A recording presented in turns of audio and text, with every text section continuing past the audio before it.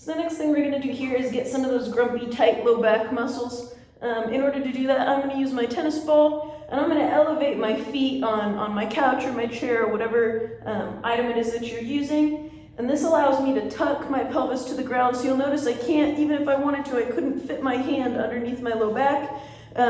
It's not uncommon when we lay down to see our hips dump forward and for this big gap to appear. This is our pelvis being pulled forward into what's called anterior tilt. And you'll notice now I'm short here in the front of my hip and I'm short here in my low back. And oftentimes when we spend a lot of time sitting, a lot of time being inactive, this position can become kind of ingrained. So putting our feet up just allows us to press that back down and restore some of our neutral pelvic position. From here, I'm going to lift up and I'm going to put my tennis ball just kind of to the right for me, to the right of my spine on that kind of meaty patch of muscle in the low back.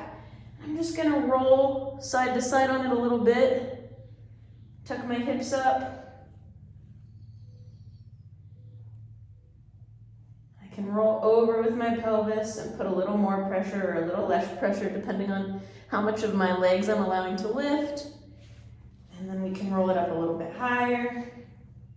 Can kind of get some rolling in this position. And I'm just finding those little tender spots. And I'm going to move my head cushion. And I'm going to find those little tender spots all the way up on this side. Now that I'm in my mid-upper back, I may cross this arm over, kind of crunch, and rock back. And we'll hit just all the way up on that right side of my spine. And I can move my hand overhead. I can do some active mobilizing here. Move my hand down. Get my hand back overhead. Cross it over my chest again and stretch those tissues in my upper back as I roll across them to release them.